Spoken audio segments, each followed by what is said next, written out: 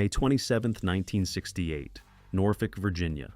A United States Navy nuclear submarine called the USS Scorpion is 24 hours overdue. That is not by itself unusual. Schedules slip, communications lag, the Atlantic is enormous. But the Navy's SOSUS hydrophone network, a classified array of deep-sea listening stations stretched across the ocean floor, has already picked up something, a sound.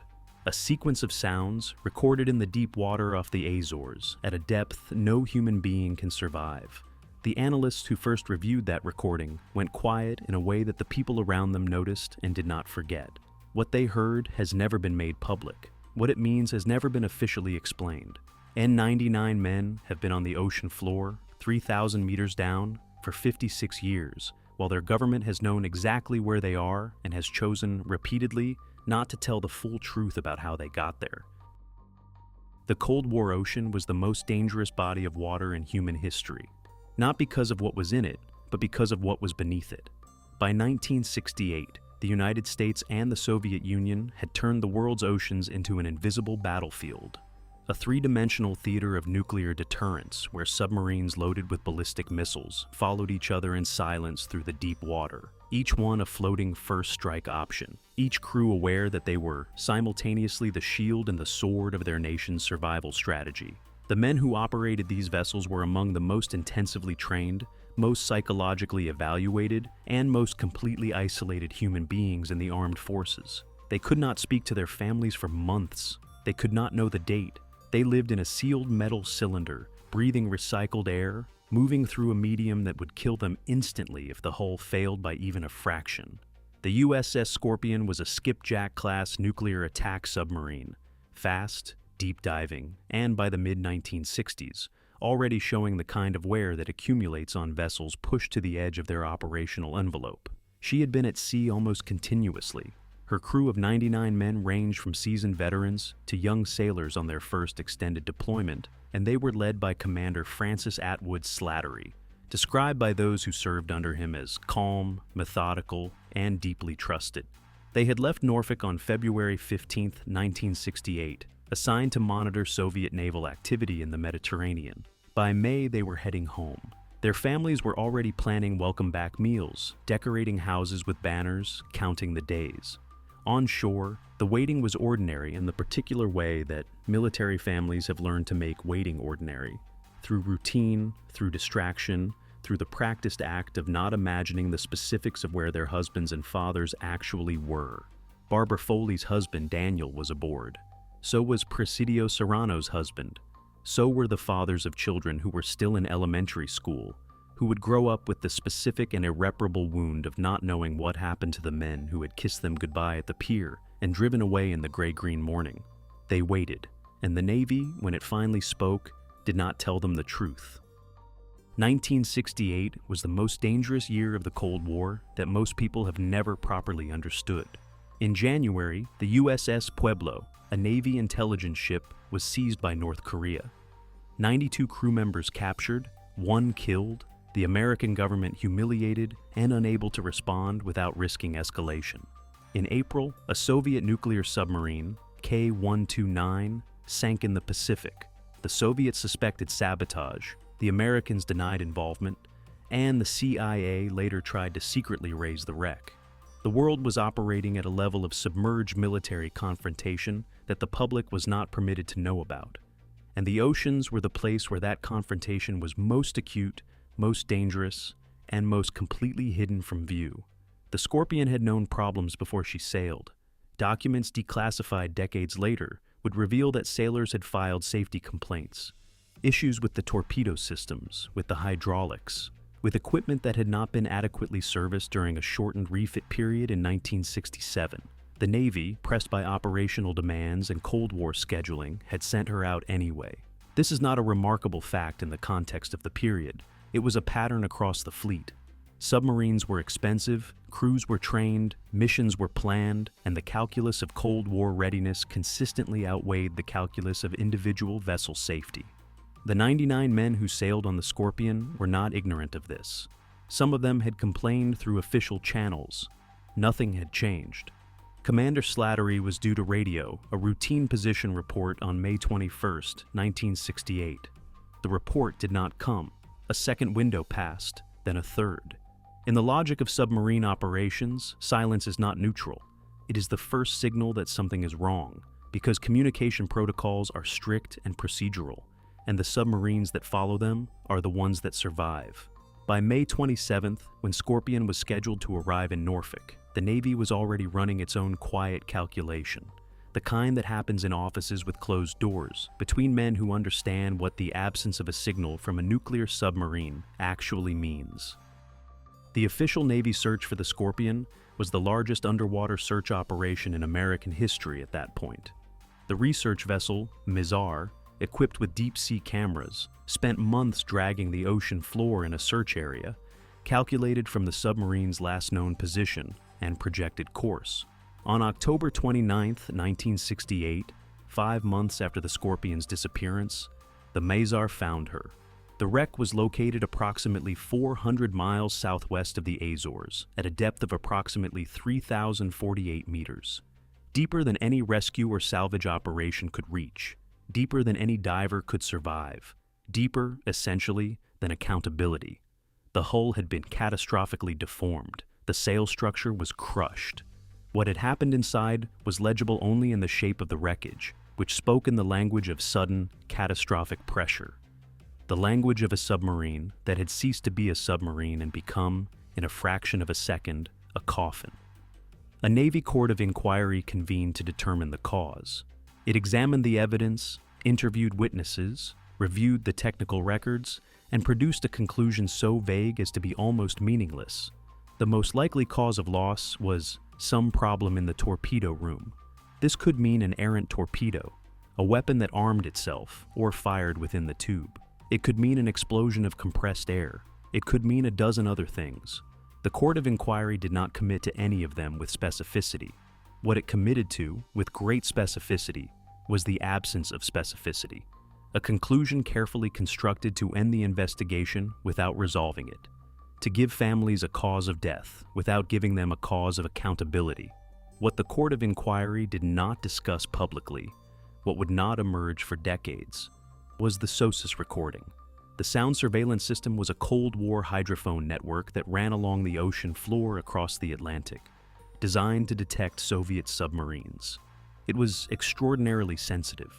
It had been operating continuously on May 22, 1968, the day the Scorpion almost certainly sank, and it had recorded something, a sequence of sounds spread across approximately 3 minutes, that analysts would later describe as consistent with the acoustic signature of a submarine in catastrophic structural failure.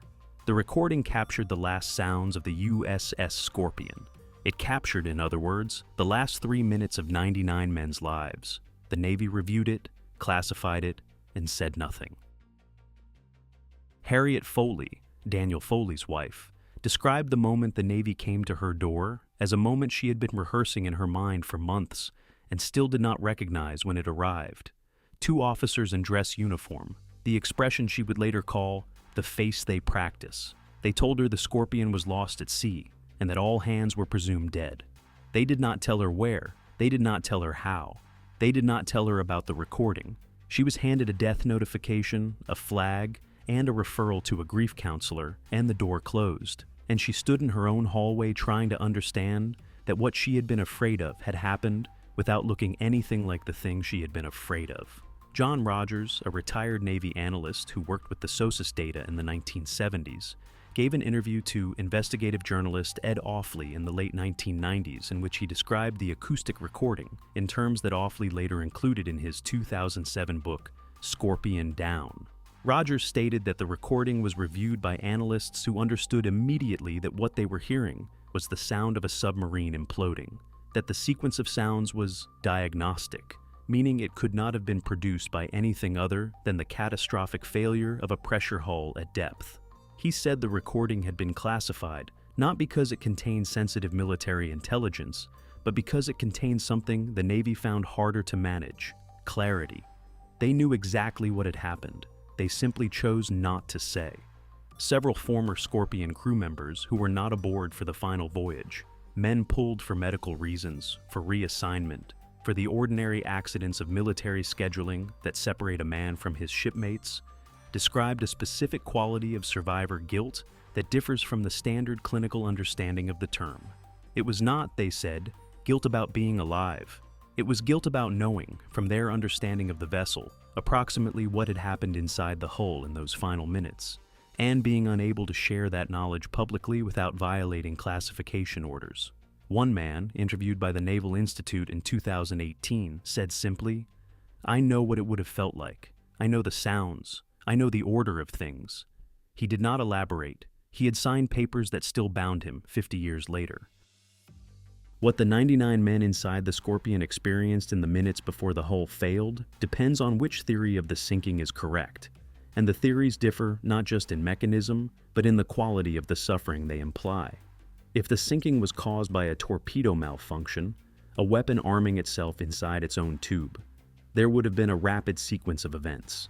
An explosion in the torpedo room, flooding, the submarine losing depth control, the hull descending below crush depth.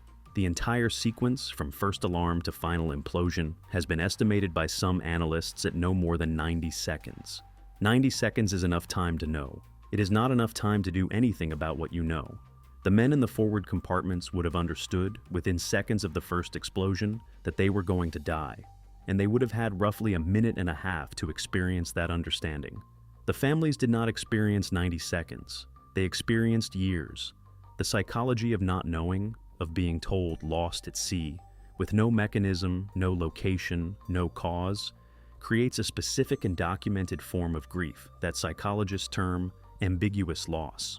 Unlike conventional bereavement, ambiguous loss lacks the finality that allows mourning to progress. There is no body. There is no explanation. There is no moment at which the brain can complete the cognitive process of loss and begin the long work of living after it. The families of the Scorpion crew were left by their government in a state of permanent suspension, given enough information to know their husbands were dead, and denied enough information to understand how or why. Some of them spent decades writing letters, filing requests, and sitting with a grief that could not move because it had nowhere to go. The most widely examined alternative to the Navy's official torpedo malfunction theory holds that the Scorpion was sunk by a Soviet submarine, specifically that it was a deliberate act of retaliation for the American role in the sinking of the Soviet submarine K-129 earlier in 1968. The K-129 was lost in the Pacific in March 1968, 3 months before the Scorpion. The Soviet Navy believed, and may still believe, that the American submarine USS Swordfish was responsible. Proponents of the retaliation theory point to the fact that a Soviet submarine was known to be operating in the area where the Scorpion was lost, that the Cold War had already produced at least one submarine-on-submarine incident that both sides suppressed, and that the U.S. Navy's suspiciously vague conclusion about the cause of loss could be read as the institutional response of an organization that knew what had happened and could not say so without acknowledging the existence of an ongoing underwater war that the American public knew nothing about. A second theory, pursued most seriously by investigative reporter Ed Offley, proposes that the Scorpion was not sunk by a Soviet vessel, but was accidentally destroyed by one of her own weapons. Specifically that a Mark 37 torpedo armed itself inside its own tube, possibly due to a malfunction in the hot-running mechanism, and that the crew, faced with a live weapon they could neither disarm nor safely eject, executed the only available emergency procedure, which involved turning the submarine away from the torpedo's running direction. Under this theory, the maneuver failed. The torpedo, homing on the sound of the Scorpion's own propeller, turned with her.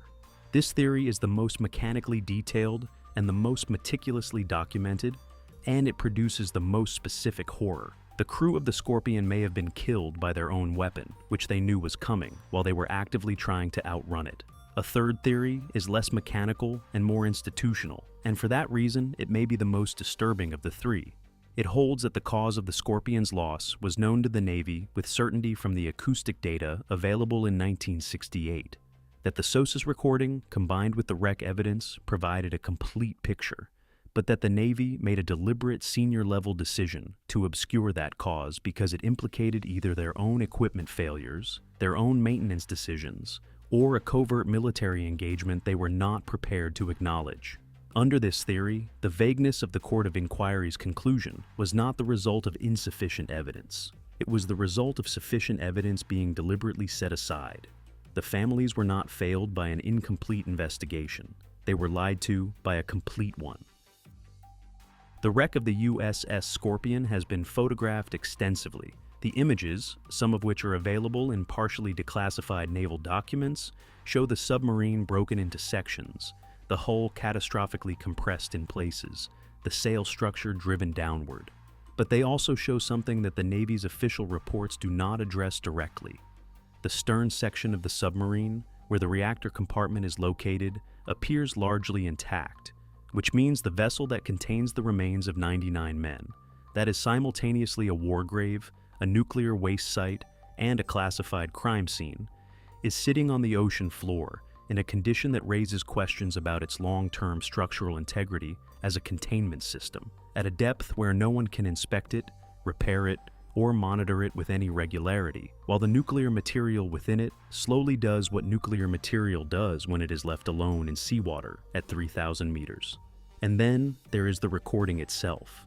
The SOSUS acoustic data from May 22, 1968, has been described in sufficient detail by enough credible former analysts to constitute a reasonably complete picture of what it contains, without ever having been publicly released.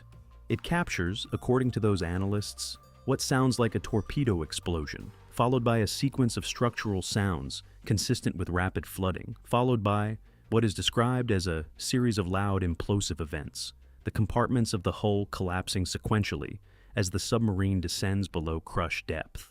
The sequence lasts approximately 3 minutes and 6 seconds. This means that whatever happened inside the USS Scorpion, whatever the men in those compartments did, said, tried to do, felt, or understood in the last moments of their lives, the duration of it was 3 minutes and 6 seconds. That information has been in the possession of the United States government since 1968. No family member of any of the 99 men has ever been allowed to hear it. Ed Offley, whose 2007 book, Scorpion Down, remains the most comprehensive public account of the sinking, concluded after a decade of research that the weight of evidence supports the runaway torpedo theory, specifically that a Mark 37 torpedo suffered a hot-running malfunction, that the crew attempted the prescribed countermeasure, and that the maneuver failed. Offley's analysis is detailed, technically informed, and draws on interviews with former Navy analysts and submarine officers who spoke on and off the record over many years.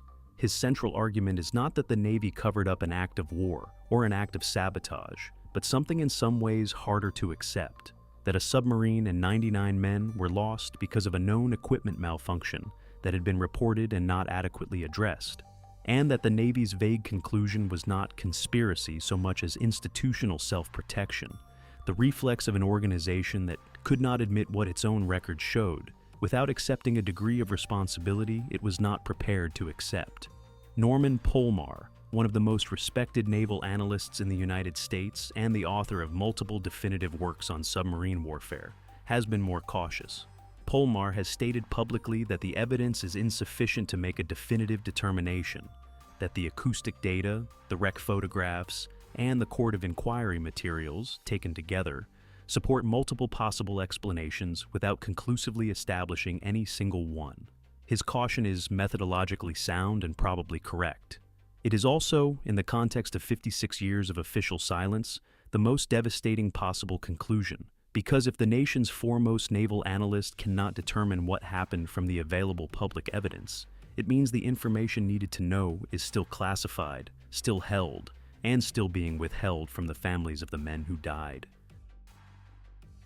The SOSUS recording has never been publicly released.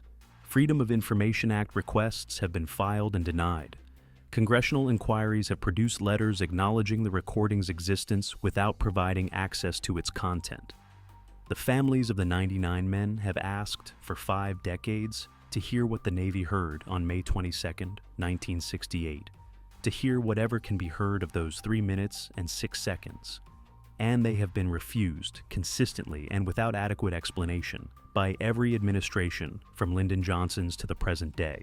The recording is not classified because it contains Soviet naval intelligence. It is not classified because it would endanger current operations. It has been classified for 56 years because someone, somewhere in the naval command structure, decided that the families of the dead were not entitled to the evidence of how their husbands and fathers died.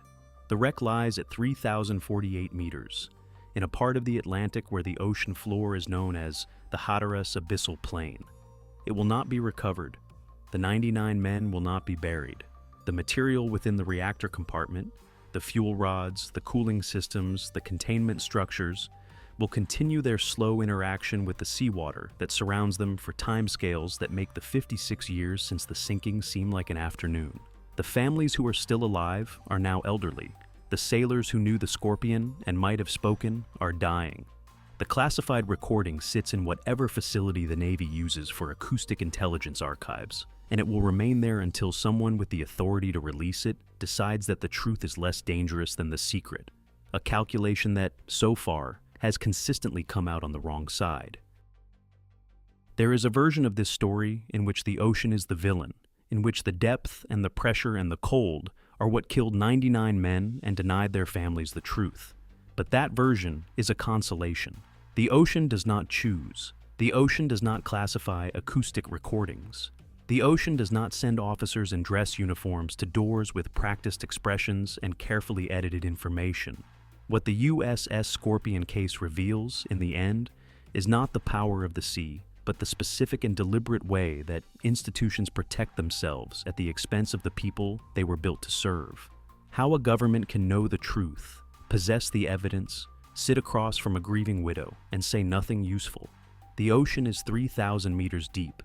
The silence of the people who had the answers was shallower than that, and infinitely more chosen. The USS Scorpion sits on the Hatteras Abyssal Plain tonight, as she has sat there every night for 56 years. The men inside her are still there. Their names, Francis Slattery, Daniel Foley, Robert Violetti, and 96 others, are on a memorial wall in Washington, as if the memorial were a substitute for the truth. The recording that captured the last sounds of their lives is in an archive somewhere, reels turning in the dark, available to the analysts who review it, unavailable to the people who need it. What the Scorpion asks from the bottom of the Atlantic is the simplest and most unanswerable question that a government can be asked.